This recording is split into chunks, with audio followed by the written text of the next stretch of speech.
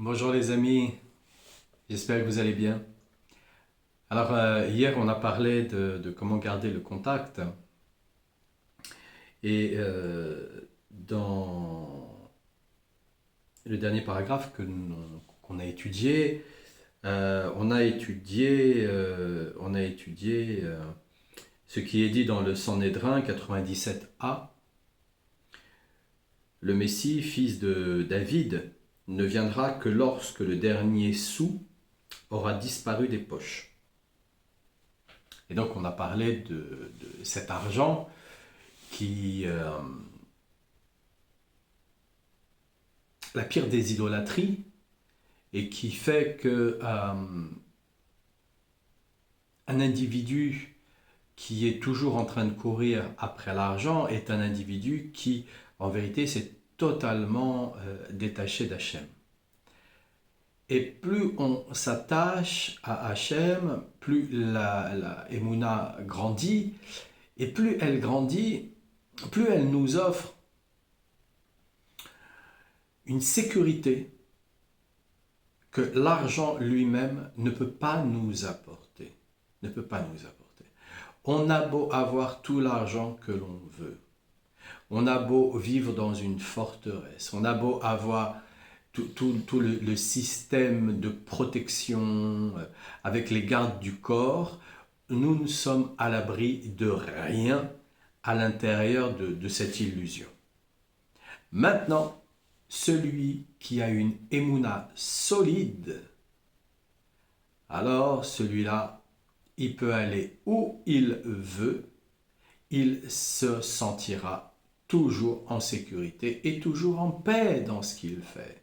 Toujours en paix dans ce qu'il fait.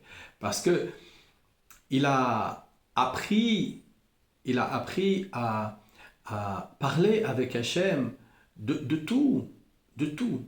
De tout ce qui se passe. Il a appris à lui confier sa journée, il a appris à lui parler de ce qu'il veut faire, de ce qu'il a l'intention de faire, et lui demande conseil.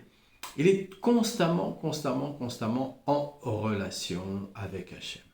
C'est pour ça que le jour où le Mashiach va être dévoilé par Hachem, alors à ce moment-là, on n'aura plus besoin d'argent.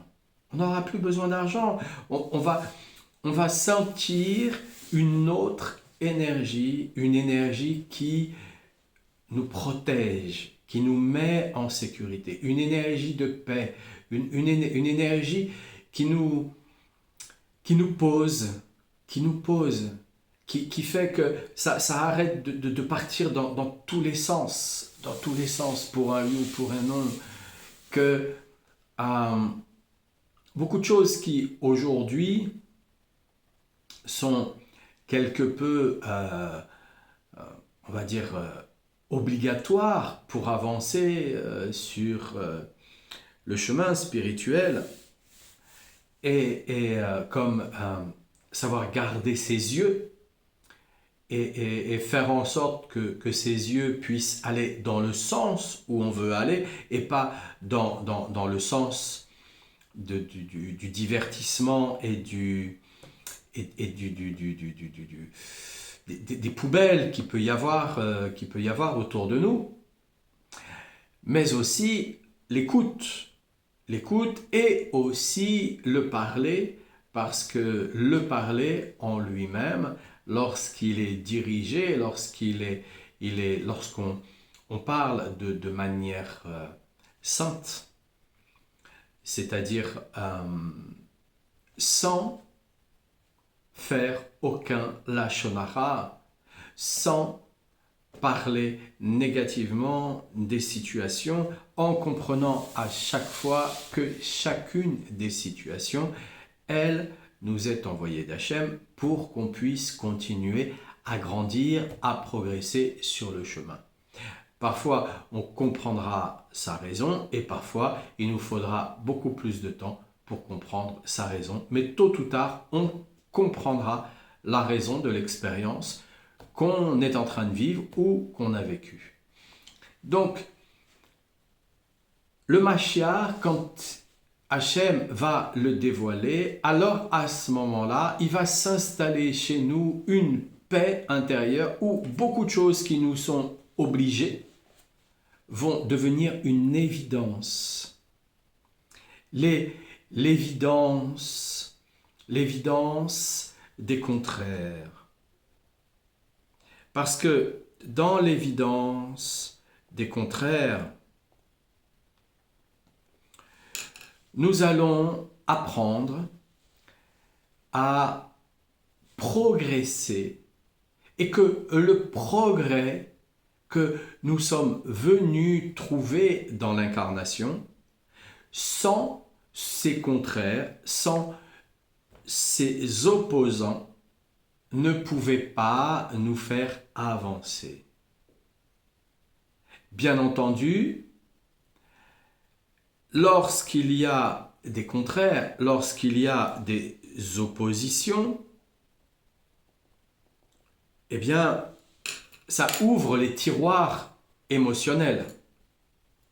Et ces tiroirs émotionnels, eux, il y a un moyen de les fermer, même plusieurs moyens de les fermer. Lorsque Hachem nous enverra le Mashiach, ces tiroirs émotionnels seront naturellement soit stoppés, parce qu'on aura fait quand même un travail sur nous, on aura un petit peu d'avance, on va dire, sur nous-mêmes, avec nous-mêmes, sur notre chemin, ou tout simplement, ce tiroir émotionnel sera au ralenti.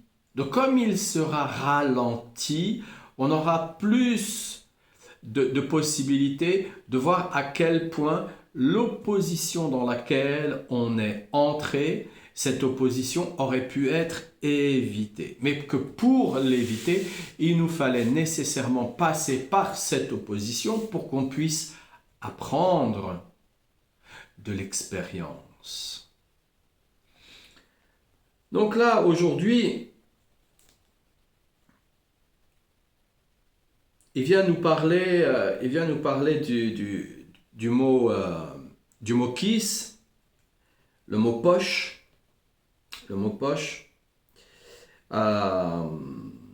parce que c'est dans les poches en fait qu'on met les sous, qu'on met l'argent, c'est dans les poches. Hein. Il vient nous parler du mot poche et il vient nous dire que Rabbi Nachman, Rabbeinu, il vient nous dire que la racine, il porte la même racine que le mot lechasot, c'est-à-dire qui veut dire dissimuler, mais il veut dire aussi couverture. Donc on se couvre, donc on met ça en dessous, under cover, on met ça en dessous. Donc l'argent, quand il va venir dans une poche, on le dissimule, on le couvre, on le protège. Et donc, on nous explique que cet adage peut être interprété de la manière suivante. Donc l'adage dont on vient d'expliquer, le Messie fils de David ne viendra que lorsque le dernier sou aura disparu des poches. Voilà. Donc on peut l'expliquer de cette manière-là.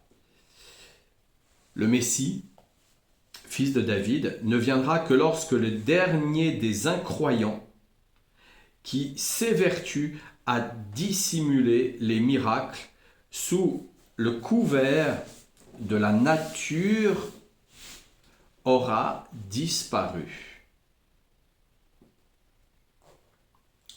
Donc on peut l'expliquer de cette façon-là.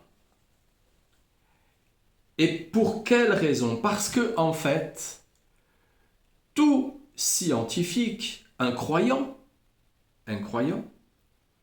veut expliquer tout ce qui se passe dans la nature, forcément pour lui a une explication biologique, biochimique, et je ne sais quelle autre explication scientifique qui veut donner. Pourquoi? Parce qu'il s'arrête, il s'arrête à ce qu'il voit, et donc il s'arrête aussi à ce qu'il croit, et il s'arrête donc à comment il a été formaté. Donc si il nous parle des sous, de l'argent en lui-même, l'argent, c'est le pire des principes de l'idolâtrie. Donc dans ce principe d'idolâtrie qui est très très haut, il vient nous expliquer que ces gens-là, ces incroyants, vivent par l'argent, pour l'argent, mais ne vivent pas véritablement avec la croyance que Hachem fait des miracles en permanence. Un soleil qui se lève, une lune qui se lève dans le ciel, nous qui nous réveillons le matin, nous qui pouvons respirer, nous qui avons de quoi manger. Tout ça, ce sont des miracles. Tout ça, ce sont des miracles.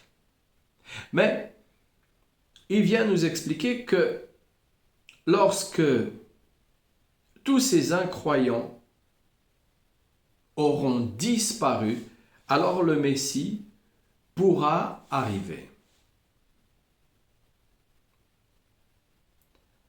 Il nous faut vraiment beaucoup de émouna pour nous attacher au fait que tout ce monde-là d'incroyants, on ne va pas attendre que le dernier des incroyants puisse disparaître pour voir arriver le Messie. On ose espérer que le Messie va arriver bien avant, vraiment bien avant. Donc il nous dit, qu'à Dieu nous plaise, il nous dit, car pour l'essentiel, les miracles relèvent d'Eretz Israël. En effet, la terre d'Israël est la première à être abreuvée de l'eau des abîmes. Or, le mot Techom, abîme, en hébreu, Techom, appartient à la même famille que le mot bruit. Comme le montre le verset de Ruth, le verset 1, chapitre 1, verset 19, et le bruit se répandit dans toute la ville, car tout le monde s'étonne devant les miracles. Nous trouvons une référence à cela dans le verset des psaumes 42, le verset 8. Les abîmes s'interpellent les uns les autres.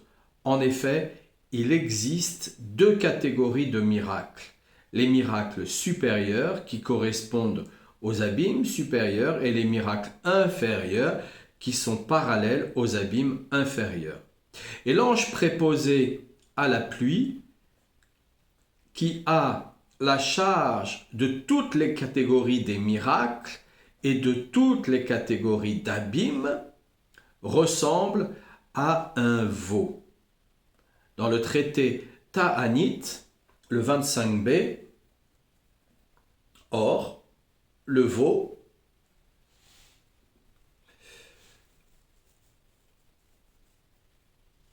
Egel,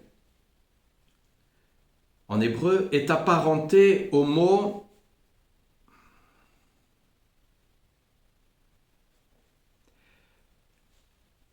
Igulim, qui a le sens de cercle, qui fait allusion à la foi, comme on le trouve dit dans le psaume 89, verset 9. Ta foi t'entoure. De plus, il est dit à son propos qu'il ouvre ses lèvres, allusion à la prière qui commence par les mots « Seigneur, ouvre mes lèvres ». Or, la prière a la capacité de déclencher toutes sortes de miracles. Et nous voyons donc que cet ange possède la clé de tous les miracles. Alors, dans une société comme la nôtre, il nous est extrêmement difficile de voir que tout est miracle. Pourquoi? Parce que dès le début, qu'on commence à aller dans les écoles de la République, on commence à nous instruire pour arrêter de croire aux miracles. Et comment on le fait en fait dans les écoles de la République? On le fait en commençant par les mensonges de la petite enfance. Quand on commence à mentir aux petits-enfants, dès le départ, on commence à les institutionnaliser pour en faire de bons patriotes qui croiront à ce qu'ils ont envie de nous faire croire, mais pas du tout à la vérité en lui-même. Donc, il nous est difficile de voir un soleil se lever et de se dire « Waouh, c'est un miracle !» Il nous est difficile de respirer et d'admettre que « Waouh, c'est un miracle !» Il nous est difficile de parler et d'admettre que « Waouh, c'est un miracle !» Le miracle, il est à différents niveaux, même si la parole en elle-même n'est pas excellente. Et heureusement, Hachem, il a compris que ça allait prendre du temps pour le Fils de l'homme d'avoir une parole droite et juste. Alors il nous a permis de ne pas matérialiser systématiquement ce que l'on dit. Et que ça prenne plus de temps pour se matérialiser. De cette manière-là, ça nous protège, ça protège les gens et ça nous permet petit à petit de grandir dans la conscience pour aller jusqu'à l'obtention d'une parole miraculeuse. Et la prière nous emmène petit à petit parce qu'elle nous enseigne, et elle nous enseigne petit à petit à s'attacher au miracle et à réduire nos propos à des propos extrêmement positifs. Tout ce qui n'est pas positif, tout ce qu'on ne veut pas voir apparaître, on ne le dit pas. On ne le dit pas. On ne le dit pas. Alors, l'homme, qu'est-ce qu'on doit faire?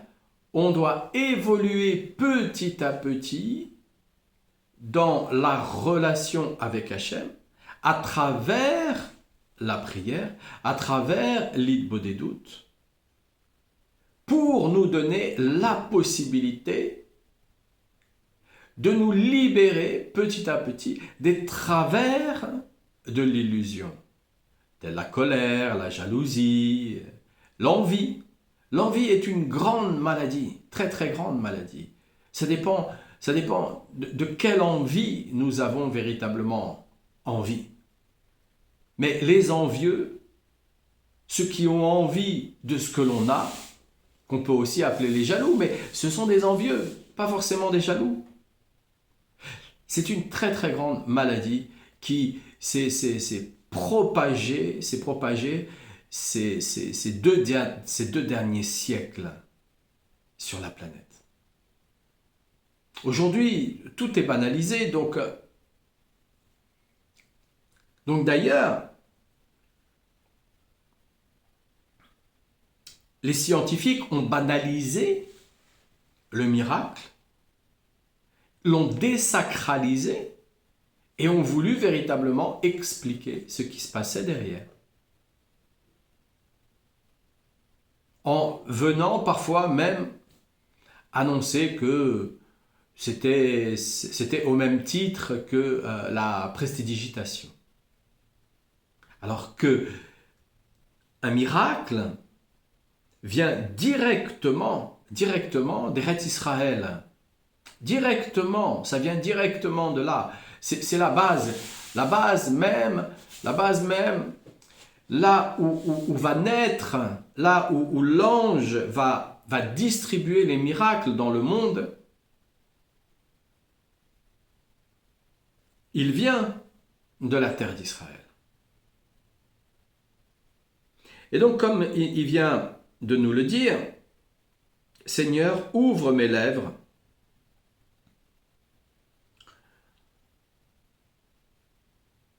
Ouvre mes lèvres pour que je te prie, pour que je te loue. Pas pour n'importe quoi. Pour que je te parle. Pour que j'ai une relation avec toi, une relation unique. Unique en son genre.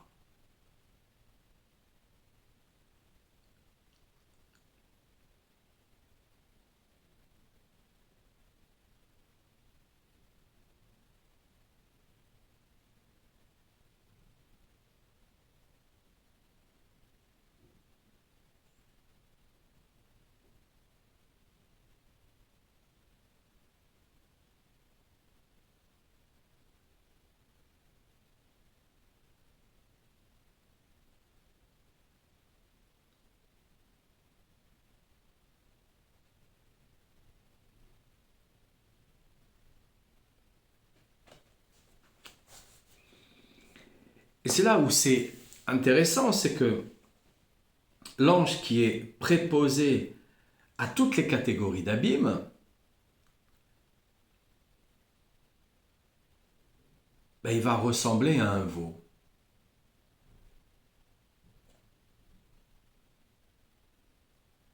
C'est là où c'est intéressant. C'est là où on pourrait développer et aller plus loin dans... Il va ressembler à un veau. Mais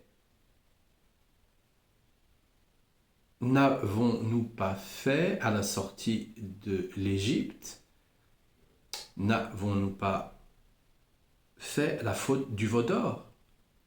Donc on aurait pris en fait cet ange qui fait les miracles pour Hachem lui-même. Oh, on se calme, pas du tout. Il a dû dire, mais pas du tout, je suis pas du tout Hachem. Je suis pas du tout celui-là. Qu'est-ce que vous me faites? Pourquoi vous allez par là? Vous trompez. Je suis celui qui est préposé au miracle. Je suis pas le miracle lui-même.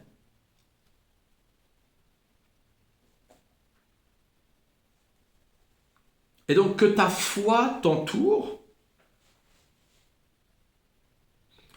Dans le psaume 89, verset 9, ta foi t'entoure.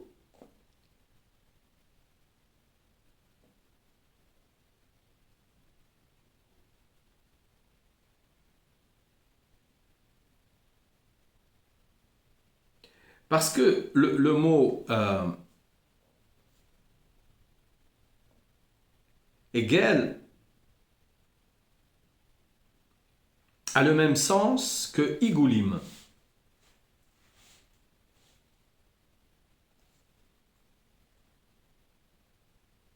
Qui veut dire cercle. Donc, ce qui vient nous dire que tout autour de nous, tout ce qui est fait autour de nous, est de l'ordre d'un miracle. Qu'il n'y a rien d'autre qu'un miracle permanent. Et donc dans le psaume 89, verset 9, ta foi t'entoure, parce que quand nous avons une émouna vraie, saine, forte, tout est un miracle. Tout est un miracle. Quand on aura obtenu la vraie et pratiqué le vrai sens de la émouna, on s'apercevra que on n'a pas besoin de comprendre les épreuves que l'on vit quand on est en train de les vivre. On doit utiliser les principes que le tzaddik nous offre. Donc, Hitbodedut,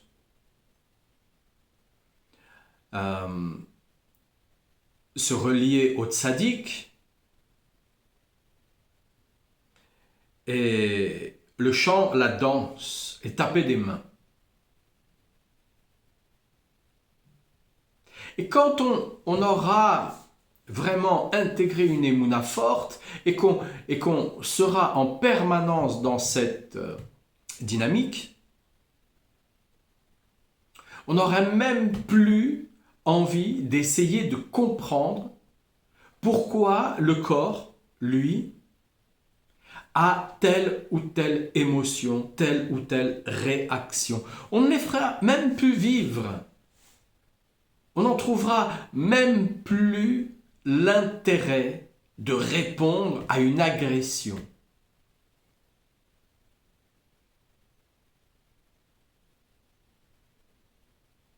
Pourquoi faire? Pour imiter les autres? Pour faire un effet miroir avec les autres?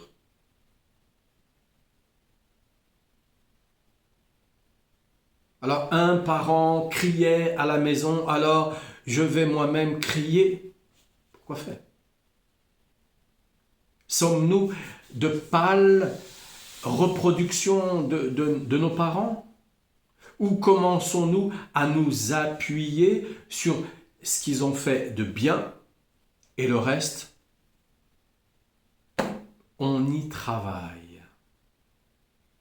On y travaille en s'attachant fortement à la Emouna et en comprenant fortement que tout est miracle et tout ce qui nous entoure, c'est un miracle. Un miracle. Un miracle. On arrive ici, dans la vie, sur la terre, on arrive nu. Quand on meurt, on repartira nu. La seule chose qui va nous habiller seront nos midotes. Toutes les bonnes choses que l'on aura faites, c'est elles qui nous habillent. Alors, soit on commence par se mettre en action, et dans cette action, eh bien, on voit à quel point, mais tout est miracle, tout est miracle, tout est miracle, tout est miracle. On pourrait passer sa journée à être émerveillé tellement tout est miracle. On pourrait s'apercevoir des répétitions. Il y a des répétitions parfois dans une situation. Il y a une répétition qui se passe à l'intérieur. On pourrait commencer à regarder ces répétitions-là et voir que, waouh!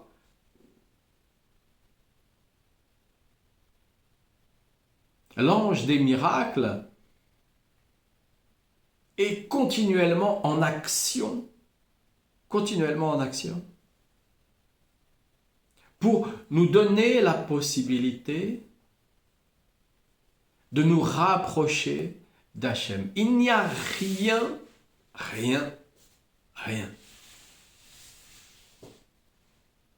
qui soit négatif si ce n'est notre interprétation face à ce qu'on est en train de vivre, face à la situation.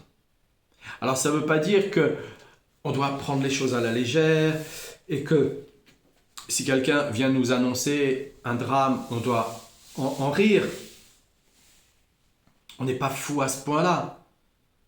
On doit avoir de la compassion. Mais quand ça nous arrive pour nous, on peut. On peut. On a le droit. Pour nous, on a le droit. On n'a pas besoin d'imiter les autres, qui sont aussi dans un effet miroir, parce qu'ils sont aussi dans une programmation qui les a entraînés à réagir de cette manière-là. Et plus nous réagissons de cette manière-là, et plus nous attirons d'autres catastrophes. Alors que quand nous réagissons de la manière où tout est miracle,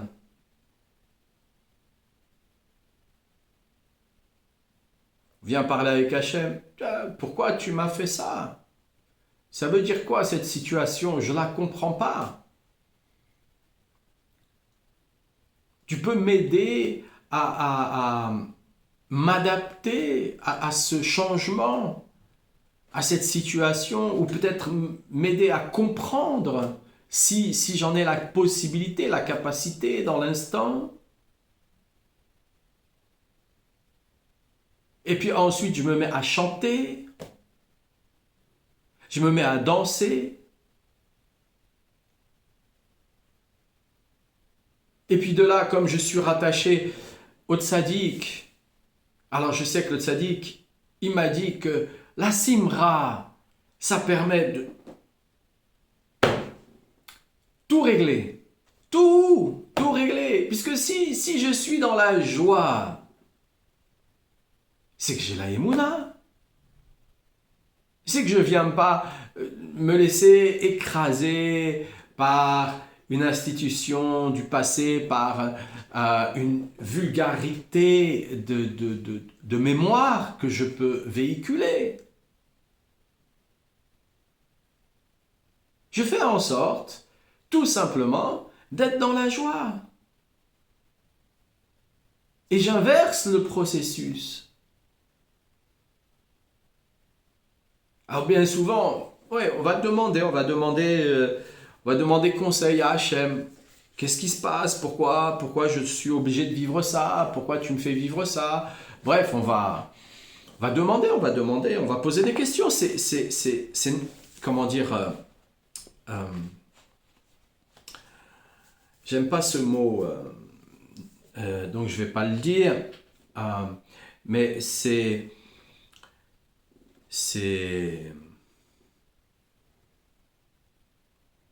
une réaction totalement primitive que l'on a dans ces moments-là. Qu'est-ce qui se passe, Hachem? Pourquoi tu me fais ça?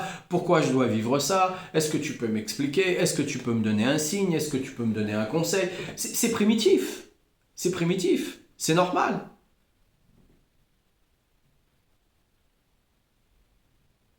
Mais si on commence par agir de cette manière-là, ben c'est très bien aussi. C'est parfait. C'est parfait. Et puis si on commence plutôt à se dire, bon, allez, je vis ça, bon, ben, vaut mieux entendre ça que d'être sourd, vaut mieux avoir vu ça que d'être aveugle, voilà, vaut mieux avoir senti ça plutôt que d'être insensible. On trouve son inverse d'une manière positive. Alors à ce moment-là, on se met à chanter, on se met à danser. Et petit à petit, on a le sourire qui réapparaît. Et parce qu'on a le sourire qui apparaît, alors on commence à oxygéner son cerveau. Et parce qu'on commence à oxygéner son cerveau, alors à ce moment-là, on a des compréhensions qui nous arrivent. Mais comment pouvons-nous avoir une compréhension si le cerveau est mal oxygéné? Alors je m'arrêterai sur cette étude. On poursuivra demain.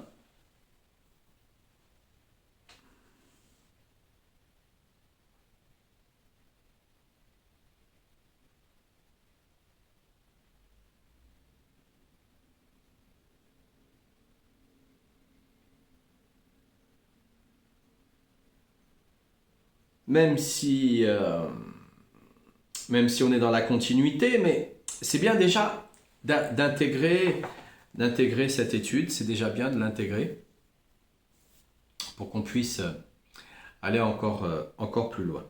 Voilà.